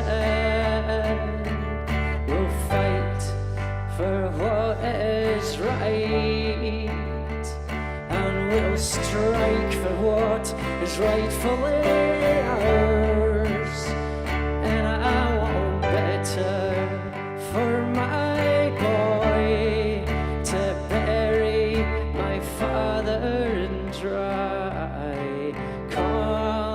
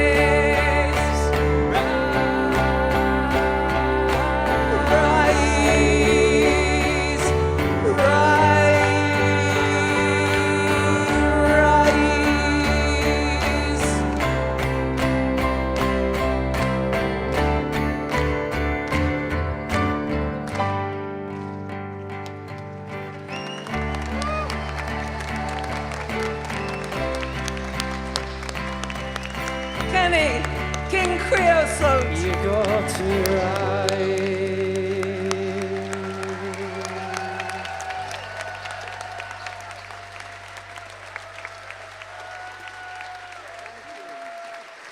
Thank you. Oh, I've cried so many times tonight through people's words and people's music and just being with you all. It's been so incredible. Oh my God, I'm gonna cry. Oh my gosh, I always cry. Keep it together. Anyway, just want to say thank you to all of you for coming, for being here with us, to everyone who helps make this possible, to all the volunteers, to all the helpers. I'm sorry, I'm trying not to cry. And of course, all the musicians. You have to say something. I can't do it. We haven't been performing in 2 years, so every time we do it now, it's so intense. It's a very moving, emotional experience. But thank you to all the musicians, all of the performers, all of the speakers, everyone who has been on the stage tonight, everyone who you can't see, who is behind the stage making this all happen.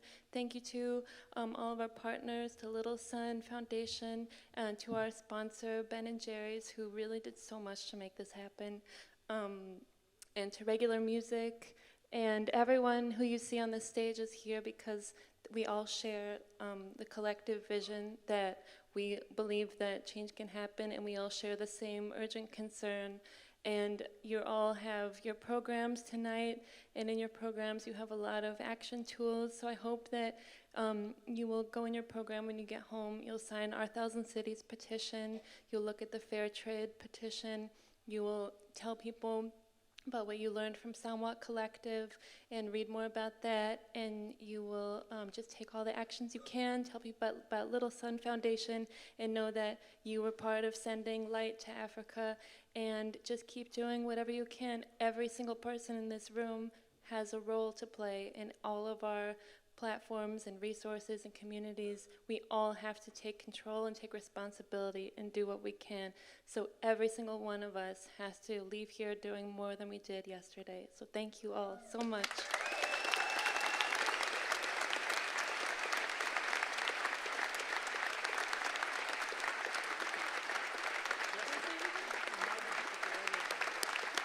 Oh, and please put your letters that you wrote. We saw who didn't write letters. So the lights were on, and just in case you didn't write it, just lightning fast light it. What do they say? Put them in the box. No, what do they say in the letter, just in case they didn't do it? They remind Mr. Diamond that the time has come to stop sending money to coal. Please do that. Thank you. And please, your little sunlight under your seat or put in the box, and please deliver your letters, and thank you. Want to say one more thing?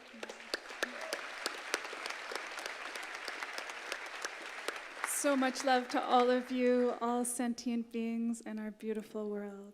Join us now for our last song. Well, thank you.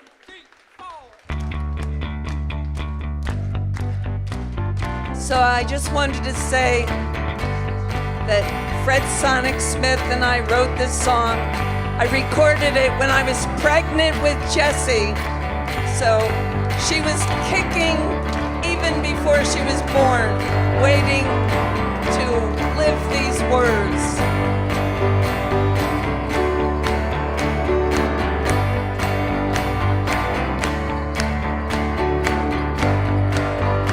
I was dreaming, in my dreaming, we'll live an aspect right and fair. And my sleeping, it were broken, but my dream, it lingered near. In the farm of shining valleys, where the pure air rarefied, and my senses are newly opened. I awaken into the cry that the people have the power to redeem the work of fools upon the meek. The graces shower, it's decreed, the people rule. Come on, people have the power. Come on, people have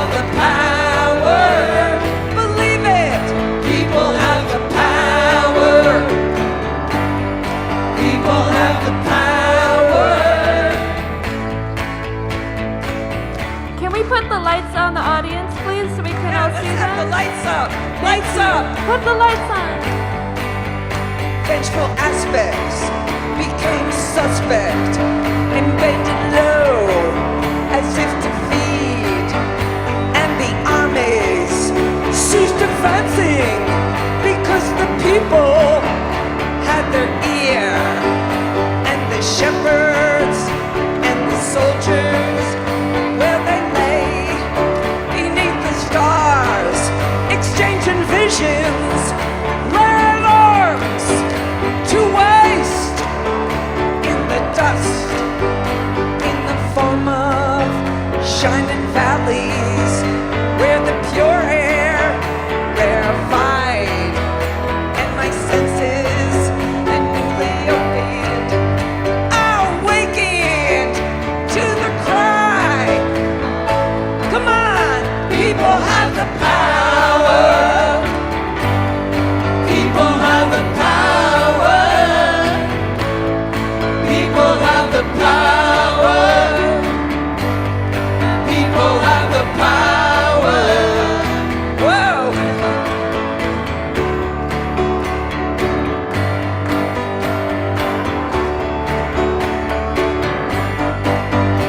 In the deserts.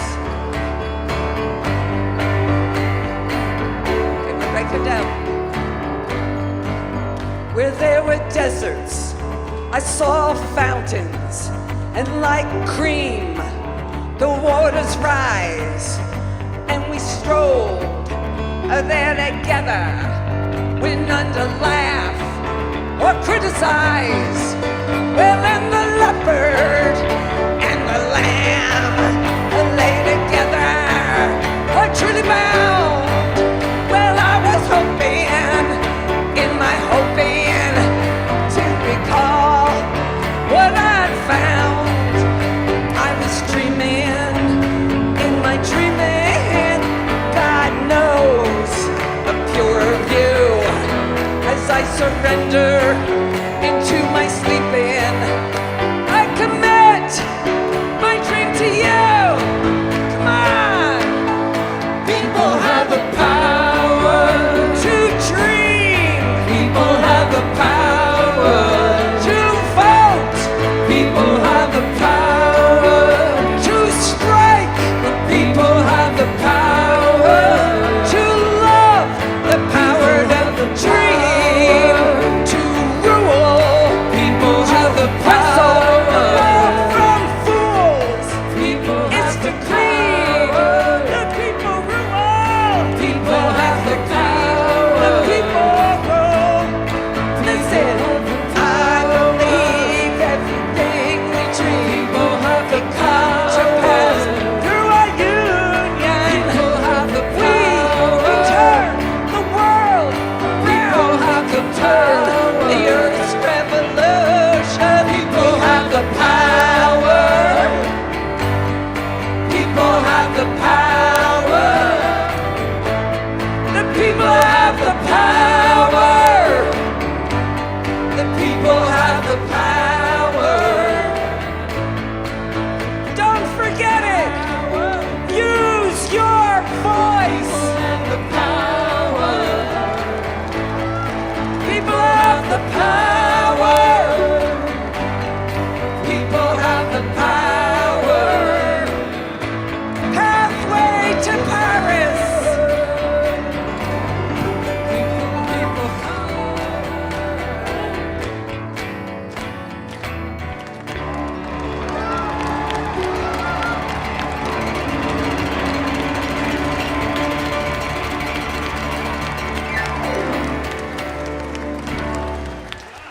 Thank you, everybody. Thank you, Ben and Jerry. Thank you, people. Thank you, Pathway to Paris. Thank you, Glasgow.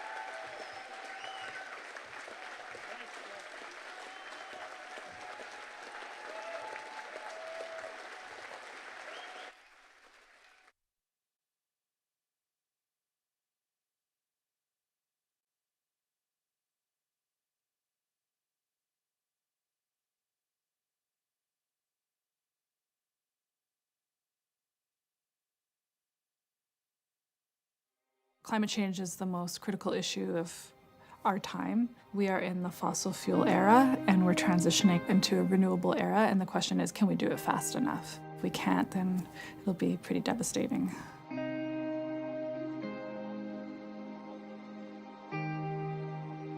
Pathway to Paris is a collective of musicians, politicians, and speakers and activists all working together to raise awareness of the importance of turning the Paris Agreement into reality. Culture and music are such transformational tools. We have these events, we have these speakers and these actions that we bring to people and show them how they can get involved. Music sort of creates this platform to connect and collaborate. The People's Climate March happened in 2014. Jesse really wanted to put on a concert to celebrate in the lead up to the Paris climate talks. At first it was about making the Paris Agreement happen, and now it's about turning it into action. The idea of 1,000 cities was an immediate solution to the US pulling out of the Paris Agreement. What we're trying to do is push cities to go zero emissions and go 100% renewable. We're trying to help support 10 flagship cities design the most ambitious climate action plans there are to serve as best practices for other cities to follow. You have to completely visualize the city you want to live in. It's our neighborhoods, our communities, and that's where transformational change can take place. Realize that we don't have to just dream up these cities, that we can actually make them happen. When we're talking about becoming a renewable planet, we're talking about a whole different way of life.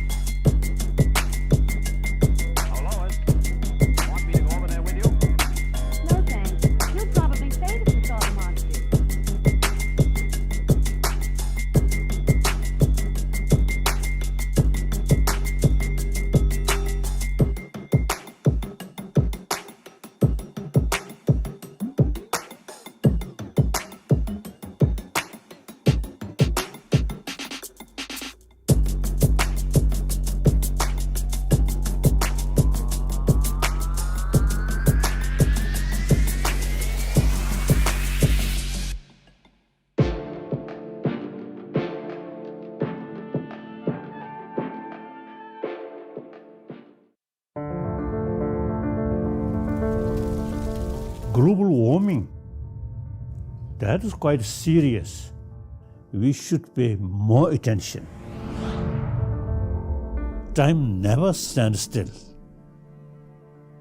So we also is a part of that nature.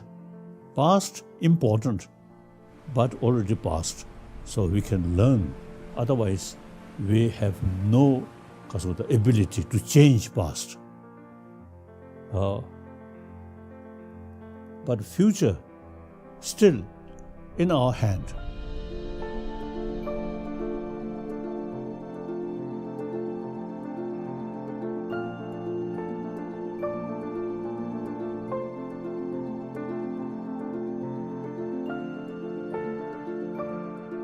At least in Asia, Tibet is the ultimate source of water.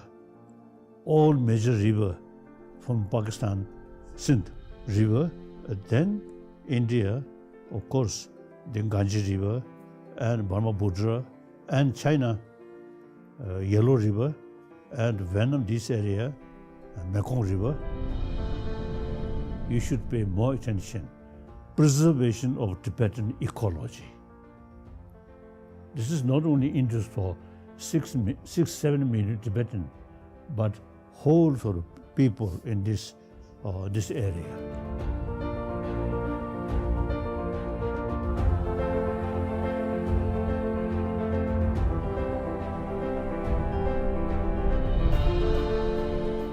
our life, 100 years, general average. So we have to take serious concern about our century. Of course, I am monk, no children. But those people who have children and grandchildren, you have to take seriously about their future. Therefore, it is our responsibility, like taking care about our own home, our own room. Even though with the help of technology, we can go, of course, moon, now much easier. We can go Mars and some other sort of planet. But it is almost certain, impossible to settle there. So this planet is the only home.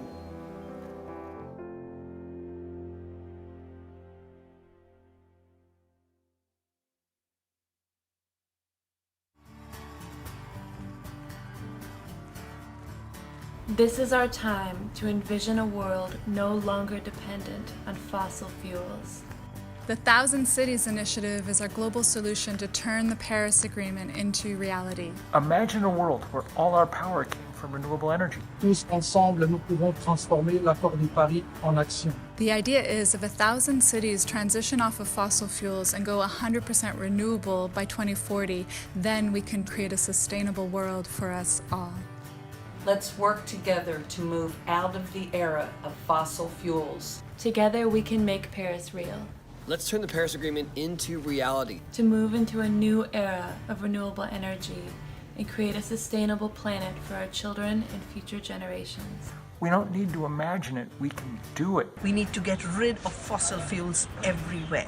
The majestic mountains that I hike in, the deep, clear rivers that I swim in, without that I am nothing. Without that, we are nothing. Mother Earth needs so much love and attention and care every single day. And we want to make sure that this Earth is taken care of for years to come. I hope I have a beautiful world when I grow up. This blue planet is the only home we have. Climate change is a global crisis, and it's easy to be scared and feel overwhelmed and not know what your role is in this movement. But the truth is, there is so much you can do, and we have to do everything we can. We all have to be part of this global conversation. Get your local officials and governments to sign on to make the Paris Agreement real. Get your city to become one of the 1,000 cities. Boston is helping to prove that it can be done. We're protecting our neighbors from the impacts of climate change. We're committed to becoming carbon neutral. And we're pushing leaders to rise to the challenge both locally and nationally. Join me in our fight to transition out of fossil fuels and into renewable energy. One city, one community at a time. Pathway to Paris. Let's make Paris real. Pathway to Paris. Let's make Paris real. Make Paris real. Make it real. Please join and sign the 1,000 Cities campaign. Together, let's make Paris real.